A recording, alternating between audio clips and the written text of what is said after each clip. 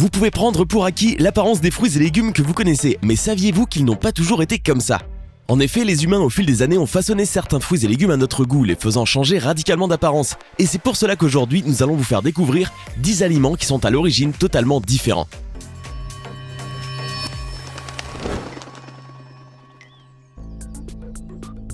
Le concombre. Vous ne devineriez probablement pas que le concombre sauvage que vous voyez là est réellement lié à la version moderne de celui que nous dégustons de nos jours. Le concombre sauvage a un aspect distinct et très facile à repérer. Il est de forme ovale ou sphérique et couvert de pics et mesure environ 5 cm de diamètre pour une vingtaine de centimètres de long. Ces concombres sauvages contiennent généralement 4 graines.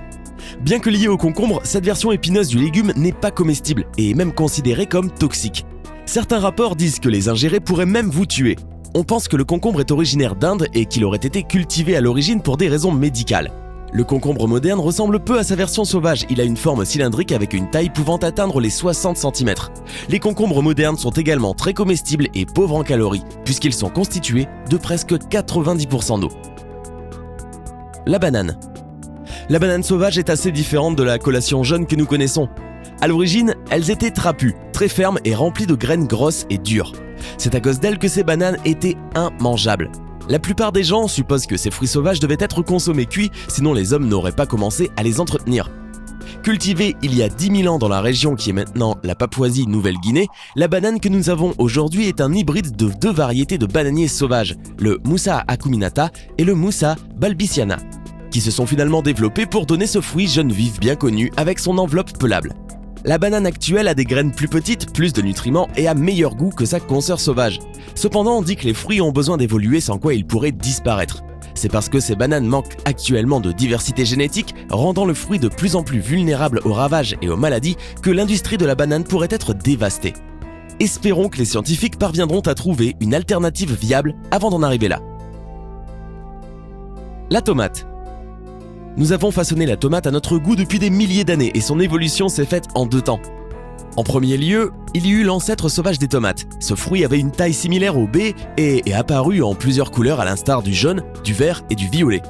Il a été raconté que les premières tomates cultivées étaient petites et jaunes, leur valant le nom de pommes dorées.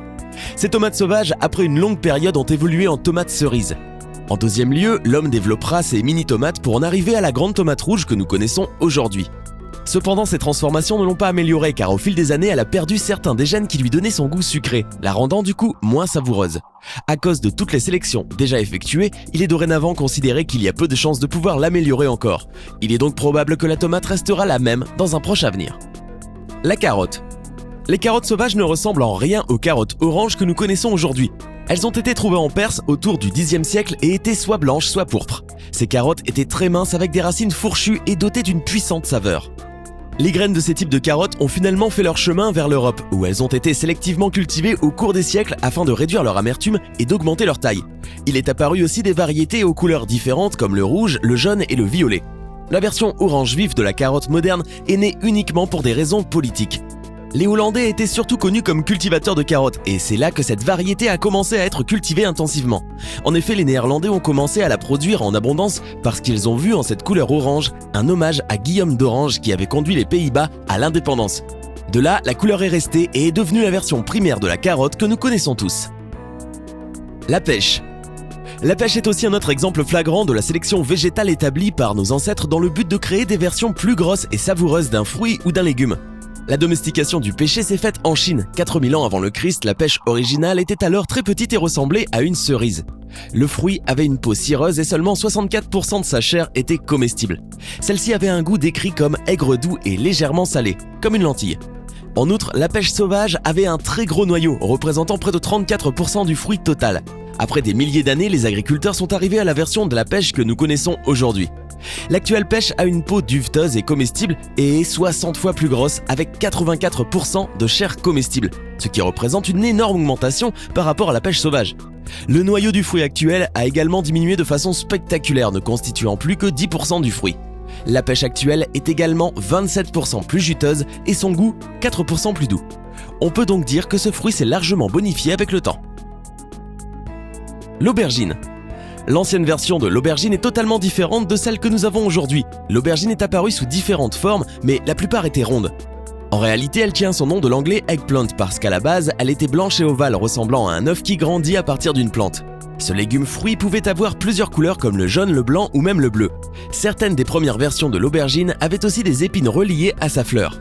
On croit que la domestication de l'aubergine a commencé en Chine, en Inde et en Thaïlande et était uniquement utilisée à des fins médicinales à cause de leur arrière-goût amer. Grâce à l'élevage sélectif, nous sommes arrivés à l'aubergine moderne avec sa couleur pourpre et sa forme unique. L'épine a disparu, laissant place à la tige qui se connecte directement à sa fleur. Et mieux encore, l'aubergine est maintenant comestible et vraiment délicieuse. La pastèque. Les pastèques existent depuis des millénaires et sont l'un des fruits qui a le plus radicalement changé au fil du temps. Le premier fruit aurait été récolté il y a 5000 ans. En Égypte, ces pastèques étaient méconnaissables par rapport aux normes actuelles. Elles étaient une fraction de leur taille actuelle, mesurant seulement environ 5 cm de diamètre. Elles étaient aussi extrêmement amères, rien à voir avec le goût doux du fruit que nous avons aujourd'hui. Au fil du temps, les humains ont continué à cultiver et à transformer la pastèque. Au XVIIe siècle, extérieurement, elle ressemblait beaucoup à celle d'aujourd'hui. Cependant, la partie intérieure du fruit serait probablement considérée comme bizarre par les gens aujourd'hui.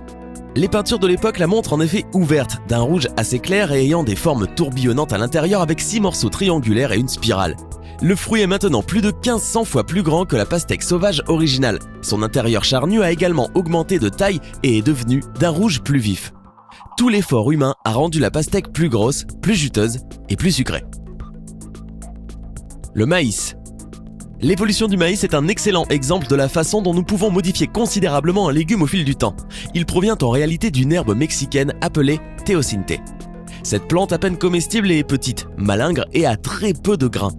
À l'époque, ces grains étaient également difficiles à consommer car ils étaient entourés d'une coquille dure.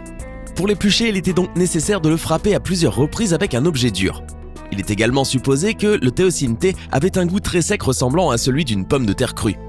Et pendant de nombreuses années, personne ne savait d'où provenait le maïs, car ce qui le reliait était difficile à trouver. En effet, il ne ressemble à rien de ce qui pousse à l'état sauvage. Ce n'est qu'après avoir trouvé plusieurs chromosomes similaires entre les deux que ce lien a été déterminé. Ce sont donc les scientifiques qui au fil des ans ont métamorphosé le teosinte en maïs moderne. Tout s'est fait par la sélection, à chaque récolte, des meilleurs plants de teosinte, ceux dotés des plus grandes rangées de noyaux. Ce long processus a conduit au maïs que nous connaissons aujourd'hui, qui est non seulement facile à peler, mais qui est aussi beaucoup plus gros. Le maïs actuel contient également 4 fois plus de sucre que l'ancienne version naturelle du maïs. L'avocat. Ce fruit millénaire est passé par plusieurs changements et c'est tant mieux. Dans la nature, les avocats sont très petits et peuvent facilement tenir au centre de la paume de votre main, puisque ne mesurant qu'environ 7 cm de diamètre. Le noyau dans l'avocat sauvage prend presque tout l'espace à l'intérieur du fruit, laissant peu de place pour sa fameuse chair verte. À l'époque, il vous aurait fallu 10 avocats pour obtenir la même quantité de chair que ce que vous pouvez avoir aujourd'hui avec une seule version moderne de ce fruit. Pire encore, le goût n'était pas au rendez-vous puisque la chair de l'ancienne version était rugueuse et n'était pas aussi crémeuse et savoureuse que peut l'être celle de l'avocat que nous connaissons. En plus de tout ça, l'avocat sauvage était protégé par une coquille dure tout à fait différente de la peau coriace et charnue dont l'avocat actuel est doté. Heureusement pour nous, nos ancêtres ont amélioré le fruit de manière significative en l'élevant sélectivement afin d'obtenir ce fruit savoureux qui va si bien sur le pain grillé. La fraise. Comme nous l'avons vu auparavant dans cette vidéo, les fruits et légumes ont été modifiés par l'homme dans le but, la plupart du temps, de leur donner un meilleur goût. C'est malheureusement tout le contraire qui s'est produit dans le cas de la fraise sauvage, aussi connue sous le nom de Fragaria ananassa. La fraise des bois a effectivement un goût plus doux et est considérée comme la meilleure version du fruit, même si elle est beaucoup plus petite que l'actuelle. Alors pourquoi la version moderne de la fraise a-t-elle perdu sa saveur ? A priori, c'est parce que d'autres facteurs sont apparus, influençant la façon dont ces fruits ont évolué. En effet, les agriculteurs ont commencé à privilégier la taille, la résistance à la maladie et une apparence plus jolie et plus imposante, mais ont oublié de maintenir le goût du fruit. L'histoire de la fraise moderne a commencé à s'écrire quand un espion français a apporté la version chilienne de la fraise en France. Cette variété du fruit était significativement plus grande que celle cultivée en Europe à l'époque. Les deux espèces ont été croisées et ont donné naissance à la fraise d'aujourd'hui. Fait amusant, ce qui peut ressembler à des graines dans la fraise des bois sont appelées des clés et sont en fait des minuscules fruits contenant de minuscules graines. Quel fruit ou légume a pour vous le plus changé ? Après cette vidéo, les regarderez-vous de la même manière ? Faites-nous part de vos impressions en commentaire. Hey, c'est tout pour aujourd'hui. Si vous avez aimé la vidéo, n'oubliez pas de la liker et de la partager avec vos amis. Et si vous êtes nouveau sur la chaîne, n'oubliez pas de vous abonner et d'activer la notification. Bye bye!